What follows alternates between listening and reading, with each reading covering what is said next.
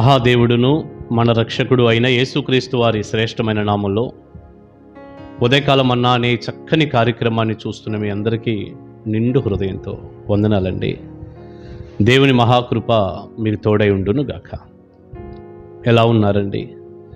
దేవుని కృపలో మీరు, మీ కుటుంబాలు, మీ బిడ్డలందరూ క్షేమమే కదా? రండి, మనం దేవుని మాటలు విని దేవుని మాటల ద్వారా ఆధ్యాత్మికమైన బలాన్ని తెచ్చుకుందాం. డిఎల్ మూడీ అనే ఒక గొప్ప దైవజనుడు గత కాలంలో ఈ మీడియా వాతావరణం, టెలివిజన్ వాతావరణాలు ఏమీ లేనటువంటి రోజుల్లో కోటి మందిని సువార్త వెలుగులోనికి తెచ్చిన గొప్ప దైవజనుడు, దేవుని చేతుల్లో చాలా బలంగా వాడబడిన దైవజనుడు డిఎల్ మూడీ అనే గొప్ప దైవజనుడు. ఆయన ఒక చక్కని మాట అన్నాడు. నీవు ఒంటరిగా ఉన్నప్పుడు నువ్వెవరువో అది మాత్రమే నువ్వు అని. మరలా చెప్పనా? ఒంటరిగా ఉన్నప్పుడు నువ్వేమిటో అదే నీ జీవితం అని ఆ దైవజనుడు చెప్పాడు. మరొక మాట కూడా అంటాడు అదే క్రమంలో, నీ స్నేహితులు ఎవరో చెప్పు, నువ్వు ఎలాంటి వాడివో నేను చెప్తాను అన్నాడు. నిజమే, ఈరోజు చాలామంది భక్తి జీవితాన్ని వారు ఎలా ఆలోచిస్తున్నారంటే, దేవుని మందిరానికి ఏదో ఆయా సమయాల్లో వస్తే అదేదో చాలా పెద్ద భక్తి అని,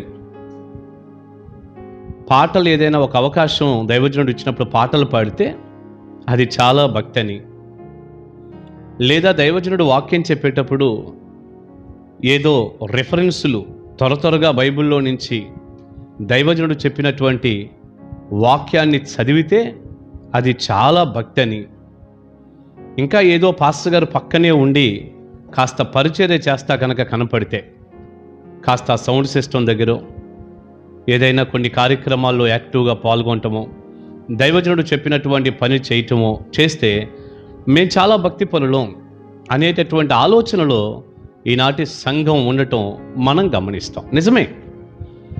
నిజమేనండి. స్త్రీ పురుషులని ఏమీ భేదం లేదు, చిన్న పెద్ద అనే తేడా కూడా లేదు. అందరూ కూడా ఇలాంటి ఆలోచనతో ఉన్నారు. మాకంటే భక్తి పనులు ఎవరున్నారు?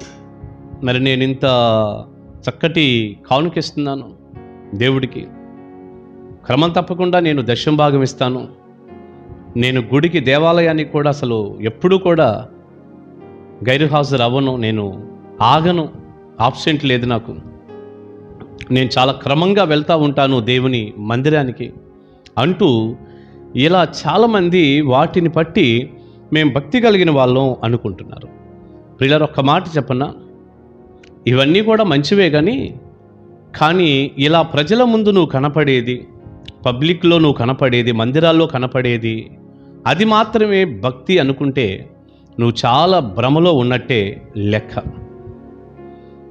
నువ్వు ఒంటరిగా ఉన్నప్పుడు ఏమిటో అదేగా దైవజనుడు అన్నాడు. నువ్వు ఒంటరిగా ఉన్నప్పుడు ఏమిటో, నేనైనా సరే ఒంటరిగా ఉన్నప్పుడు మనం ఏంటో అది మాత్రమే నిజం. నేను మిమ్మల్ని సూటికి ఒక మాట అడుగుతున్నా, నీ భార్య లేనప్పుడు నువ్వేమిటి? నీ భర్త లేనప్పుడు, ఒంటరిగా ఉన్నప్పుడు నువ్వేమిటి? యవనస్తులైతే దైవజనుడుగా నేను మీతో మాట్లాడుతున్నాను. అమ్మా నాన్న లేనప్పుడు మీరేమిటి?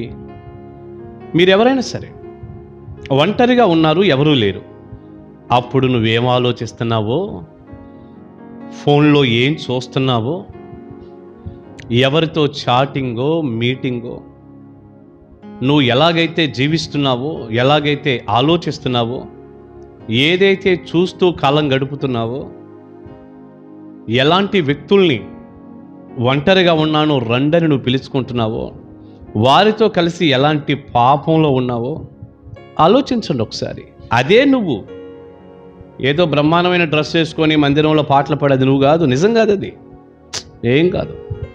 ఒకవేళ నేను ధారాళంగా వాక్యం చెప్పే పాస్టర్ గారినండి, నిజం కాదు అది. వాక్యం చెప్పితే మంచిదే, మరి నువ్వు ఒంటరిగా ఉన్నప్పుడు నువ్వేంటి, ఏం చూస్తున్నావు, ఏం వింటున్నావు, ఎలాంటి తలంపులు ఉన్నాయి, ఎలాంటి ఆలోచనలు నీకున్నాయి, అదే నిజం మనం. అందుకనే ఆ దైవజనుడు చెప్పినట్టు ఒంటరిగా ఉన్నటువంటి సమయంలో మనం ఎలా బ్రతికామో అది మాత్రమే నిజమైనటువంటి భక్తి. నీ స్నేహితులు ఎవరో చెప్పు, నువ్వు ఎలాంటి వాడివో నేను చెప్తాను అన్నాడు అన్న మాట కూడా మనం ప్రారంభంలో చెప్పుకున్నాం కదా. నిజమేనండి. ఈ రోజున ఈ స్నేహం కూడా ఎవరితో పడితే వాళ్ళతో చేయటం, లోకస్తులతో, పాపంలో ఉన్నవారితో ఎవరైనా స్నేహం చేశారనుకోండి, మరి నువ్వు ఎలాంటి ఆలోచన, ఎలాంటి జ్ఞానం లేక ఎలాంటి తలంపులతో నువ్వు నిండి ఉన్నావో, ఎలాంటి భక్తిహీనతలో ఉన్నావో ఆ స్నేహం చెప్పేస్తుంది కదా. నీకు సరైన జ్ఞానం లేదని, సరైన ఆలోచన లేదని, అందుకే నువ్వు ఎంచుకున్న స్నేహితులు సరైనటువంటి వారు కాదని చెప్పేస్తుంది కదా. కనుక ఒంటరిగా ఉన్నప్పుడు లేక నువ్వు ఎంచుకునే స్నేహితులు కానీ ఈ వాతావరణాన్ని నువ్వు గమనించినప్పుడు నీ భక్తిహీనత నీకు అర్థం అవ్వాలి. ముఖ్యంగా నువ్వు ఒంటరిగా ఉన్నటువంటి సమయంలో, ఒంటరిగా ఉన్న సమయంలో నువ్వేంటో అది మాత్రమే నిజం. దైవజనుడిగా నేను ప్రార్థన చేసే ముందు అడుగుతున్నాను, ఎవరూ లేరు, ఒంటరిగా ఉన్నావు, చక్కని వాక్యాన్ని ధ్యానం చేస్తున్నావా? ప్రార్థన జీవితం కలిగి ఉన్నావా? ప్రార్థన చేస్తున్నావా? ఏదైనా దేవుని పాదాలు పట్టుకొని దేవునితో గడిపేటటువంటి ఆ చక్కని అనుభవంలో నువ్వు ఉన్నావా? ఒంటరిగా ఉన్నప్పుడు దైవ సన్నిధి నీ గదిలోనికి దిగి వస్తూ ఉందా? అలాంటి వాతావరణం నువ్వు కలిగి ఉన్నావా? అది కదా నిజమైన భక్తి. ఎవ్వరు చూడనప్పుడు నువ్వు చేసుకునేదే నిజమైన భక్తి. అదే నిజంగా నువ్వు, మిగతాది ఏం కాదు, అదంతా డూబే. ఇక దాంట్లో అనుమానించాల్సిన అవసరం ఏమీ లేదు. ఈ సమయంలో ఒక చక్కని సందర్భాన్ని మనం పరిశుద్ధ గ్రంథంలో నుంచి చూద్దామా? ఆదికాండ గ్రంథం 32వ అధ్యాయంలో ఒక మాట యాకోబు గురించి ఇలా రాస్తుంది.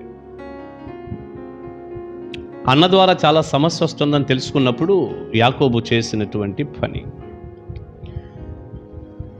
22 నుంచి నేను చదువుతాను. 32వ అధ్యాయం ఆదికాండ గ్రంథం 22వ వచనం నుంచి. ఆ రాత్రి అతడు లేచి తన 2 భార్యలను, తన 2 దాసీలను, తన 11 మంది పిల్లలను తీసుకొని యబ్బోకు రేవు దాటిపోయెను. యాకోబు వారిని తీసుకొని ఆ ఏరు దాటించి తనకు కలిగినదంతయు పంపివేసెను. యాకోబు ఒక్కడు మిగిలిపోయెను. యాకోబు ఒక్కడు మిగిలిపోయెను, ఒంటరిగా. ఒక నరుడు తెల్లవారు వరకు అతనితో పెనుగులాడెను. తాను అతని గెలవకుండుట చూచి తొడగూటి మీద అతన్ని కొట్టెను. అప్పుడు అతడు ఆయనతో పెనుగులాడుట వలన యాకోబు తొడగూడు వసిలెను. ఆయన తెల్లవారుచున్నది గనుక నన్ను పోనిమ్మనగా అతడు, నీవు నన్ను ఆశీర్వదించితేనే గాని నిన్ను పోనీయనెను. ఆయన, నీ పేరేమని అడుగగా అతడు యాకోబు అని చెప్పెను. అప్పుడు ఆయన, నీవు దేవునితోనూ మనుష్యులతోనూ పోరాడి గెలిచితివి గనుక ఇక మీదట నీ పేరు ఇశ్రాయేలే గాని యాకోబు అనబడదని చెప్పెను. ప్రియులారా, చదువుకున్న వాక్యంలో యాకోబు అనేటటువంటి ఒక గొప్ప వ్యక్తిని మనం చూస్తాం. ఒంటరిగా మిగిలిపోయాడట.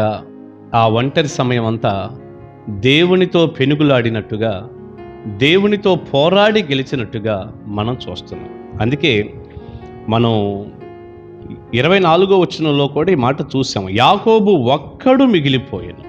ఒక్కడే, ఒంటరిగా ఉన్నాడు. కానీ ఏం చేశాడు? దేవునితో పెనుగులాడాడు. దేవుని దగ్గర నుంచి ఆశీర్వాదాన్ని పొందాడు.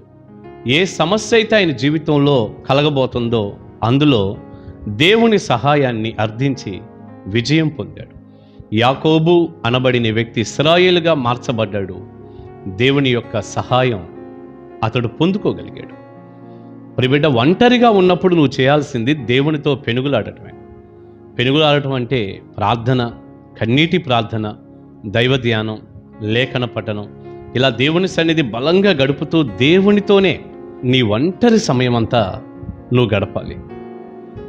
ప్రియులారా, అసలు ఒంటరి సమయం దేవుడు మనకిచ్చిన ఒక అమూల్యమైనటువంటి సమయం అండి అది.